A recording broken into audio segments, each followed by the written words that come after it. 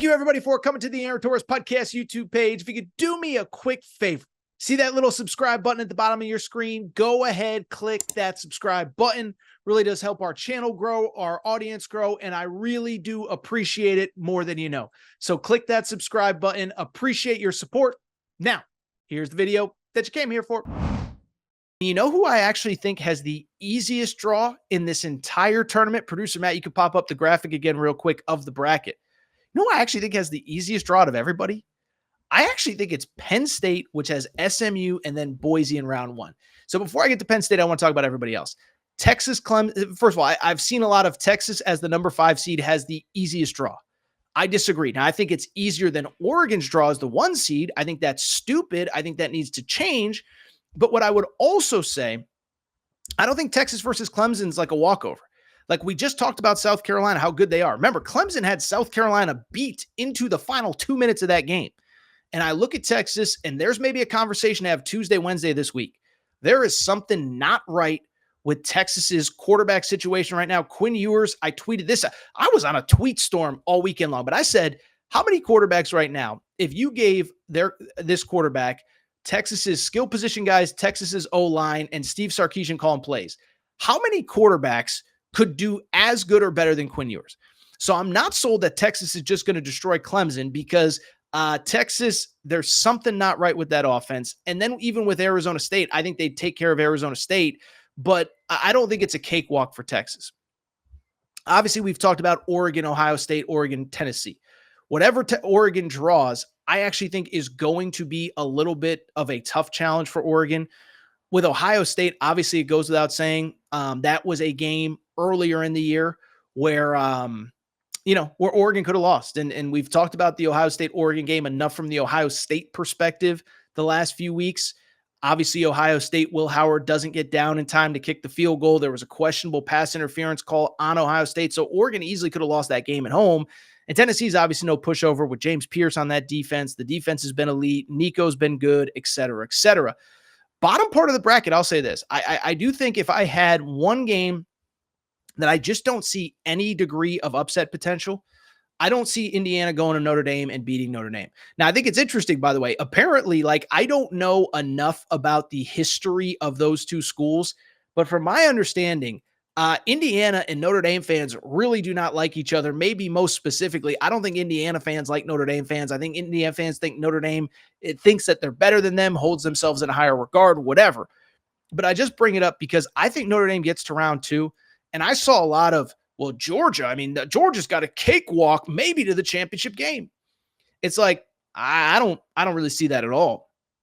Notre Dame, I think, can go beat Georgia. Listen, Georgia was awesome on Saturday, but a couple things. One, we don't know the status of Carson Beck. Now, you could argue that maybe Georgia's better without Carson Beck than is with Carson Beck. But at the same time, even so, if they play Notre Dame, you can make fun of Notre Dame. Notre Dame's got real dudes on that defense and real dudes in that secondary. A pair of pick sixes against USC. And Georgia's been so inconsistent all year. I don't know what I'm getting from them week to week. We can sit there and say, well, they just beat Texas. Well, they also should have and maybe could have lost to Georgia Tech under different circumstances. Well, they beat this team. Well, yeah, they could have lost to Kentucky on the road as well. Well, they beat that team. Well, they also lost to Alabama in a game where they didn't show up until the second half. Well, what about this? Well, they would have lost to Florida if DJ Lagway didn't get hurt. So to me, Georgia, I think you can argue they're right up there with Ohio State as far as the highest ceiling, and Oregon too, but Georgia probably has the highest ceiling of anybody in this tournament. But also, I do think there are questions about Oregon or about Georgia and how consistent they are. What's the quarterback situation? So I don't think that this game against Notre Dame would be a pushover, which brings me to Penn State SMU. Listen, I'm not saying any draw is easy, and I've obviously spent a lot of today's show defending SMU, but there's a couple things here. One, Penn State, to their credit, was anybody else kind of surprised at how that Big Ten championship game went? Now, Penn State covered. Best Bets went 4-1 this weekend, by the way.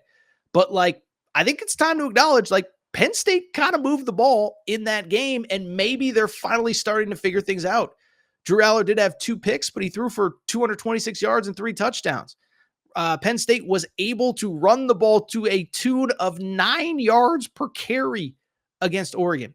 So one, I think Penn State is actually playing really well, even though they lost that game to Oregon. SMU will see. Obviously, they're re-energized, but this will be, with respect to Clemson, the best defense that they've faced all year. I don't know that they can move the ball. But then Penn State gets a very manageable game in round 2 against Boise State. And so you look at how the bracket plays out for Penn State. It's like, listen, the Boise State story is awesome. First year head coach, Ashton Jeanty, we know all that. But like, I watched that conference championship game, and as good as it was, as fun as it was, do you think that Boise can move the ball on that Penn State defense? Because I'm not sure that they can. I don't know that their quarterback's dynamic enough. So I actually look at that, and I think that Penn State maybe actually has the best draw out of anybody. But those are some of my early thoughts. Listen, I'll just be quick. We're going to preview these games. I think Clemson can upset Texas. I think Ohio State, I saw Ohio State's like a 7-point favorite over Tennessee. I know they're at home. That feels preposterous to me. I think Georgia could get upset by Notre Dame. So I think I'll say this. I was anti 12-team playoff. I was anti-expansion. Those first round games 2 weeks from now should be a lot of fun. And I cannot wait to watch.